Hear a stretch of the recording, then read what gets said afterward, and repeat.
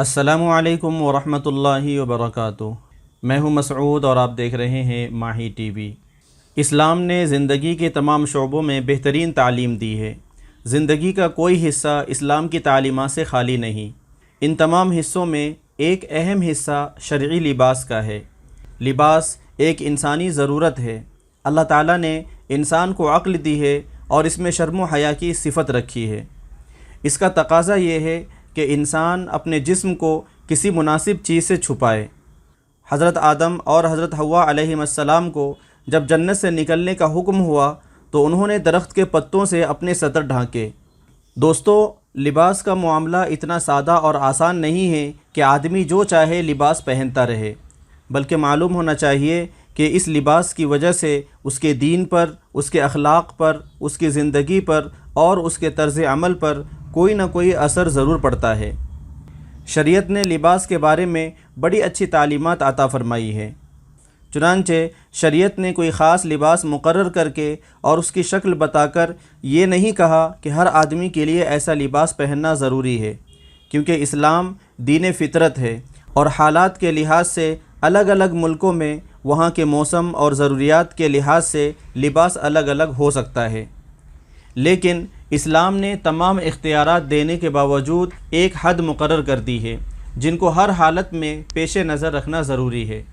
قرآن کریم میں اللہ تعالیٰ نے فرمایا، اے آدم کی اولاد، ہم نے تمہارے لیے ایسا لباس اتارا جو تمہارے جسم کے ان حصوں کو چھپا سکے جن کا کھولنا برا ہے، اور جو تمہارے لیے زینت کا سبب بنتا ہے، اور تقوی کا لباس تمہارے لیے بہتر ہے۔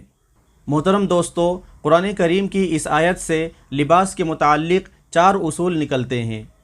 نمبر 1، لباس ایسا ہو کہ وہ شریعت کے مقرر کیے ہوئے سطر کو چھپا لے، اور جو لباس اس مقصد کو پورا نہ کرے وہ شریعت کی نگاہ میں لباس ہی نہیں ہے۔ نمبر 2، لباس ایسا ہونا چاہیے کہ جسے دیکھ کر انسان کو خوشی ہو، ایسا بے ڈھنگا نہ ہو جسے دیکھ کر دوسروں کو نفرت ہو اور ناپسندیدہ لگے، بلکہ ایسا ہو کہ جسے دیکھ کر زینت کا فائدہ حاصل ہو اور دیکھنے والا خوش ہو جائے۔ نمبر 3، لباس ایسا ہو جسے نبیوں، اولیاء اللہ اور صلحاء نے اختیار کیا ہو۔ ایسا لباس نہ پہنے جو یہود و نصارہ اور غیر مسلموں کا نشان سمجھا جاتا ہے۔ نمبر 4، لباس پہن کر دل میں تکبر اور بڑائی پیدا نہ ہو جائے، بلکہ لباس جیسا بھی ہو دل میں تواضع و انکساری اور تقوی والی صفت ضرور موجود ہونی چاہیے۔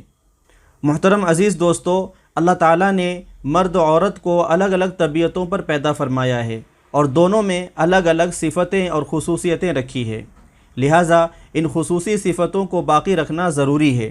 اس وجہ سے مردوں کو عورتوں جیسے اور عورتوں کو مردوں جیسے لباس اختیار کرنے سے منع کیا گیا ہے۔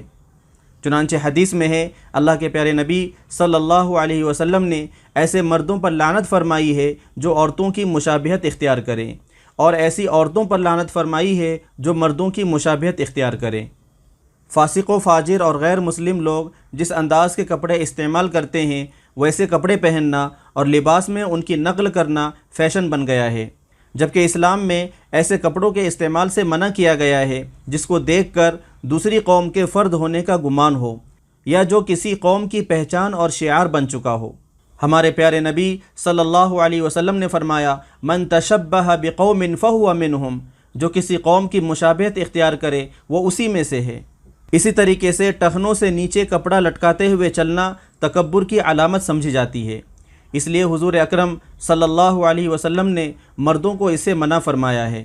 حدیث میں ہے کہ جو شخص اپنے کپڑے کو تکبر کے ساتھ نیچے گھسیٹے تو اللہ تعالیٰ قیامت کے دن اس کو رحمت کی نگاہ سے نہیں دیکھیں گے۔ مردوں کو تہبند یا پائجامہ آدھی پنڈلی تک پہننا چاہیے، یہی بہتر صورت ہے، اور ٹخنے سے اوپر تک ہو تو یہ بھی جائز ہے، لیکن اس سے نیچے جائز نہیں، بلکہ سخت گناہ ہے۔ حضور اکرم صلی اللہ علیہ وسلم کا ارشاد ہے کہ مومن کا ازار آدھی پنڈلی تک ہونا چاہیے، اور اگر آدھی پنڈلی اور ٹخنوں کے درمیان ہو تو یہ بھی جائز ہے، اور جو اس سے نیچے ہو تو وہ جہنم میں ہے۔ آپ صلی اللہ علیہ وسلم نے یہ بات 3 مرتبہ فرمائی۔ دوستو، غیر مسلموں جیسا لباس پہننا اور مرد کا عورت جیسا اور عورت کا مرد جیسا لباس پہننا شریعت میں جائز نہیں ہے۔ مسلمانوں کو تو وہی لباس اختیار کرنا چاہیے جو نبی کریم صلی اللہ علیہ وسلم، صحابہ رضی اللہ عنہم اور صحابیات رضی اللہ عنہن کا ہے۔ یہی حضرات حقیقت میں ہمارے لیے آئیڈیل اور نمونہ ہیں۔ امید کرتا ہوں کہ آج کے اس سبق سے آپ کے علم میں ضرور اضافہ ہوا ہوگا۔ اللہ تعالیٰ سے دعا ہے کہ اللہ تعالیٰ ہم سب کو سنت لباس کا اہتمام کرنے کی توفیق عطا فرمائے۔ آخر میں آپ سے گزارش ہے کہ اس ویڈیو کو عام کرنے میں ہمارا تعاون فرمائیں۔ السلام علیکم ورحمۃ اللہ وبرکاتہ۔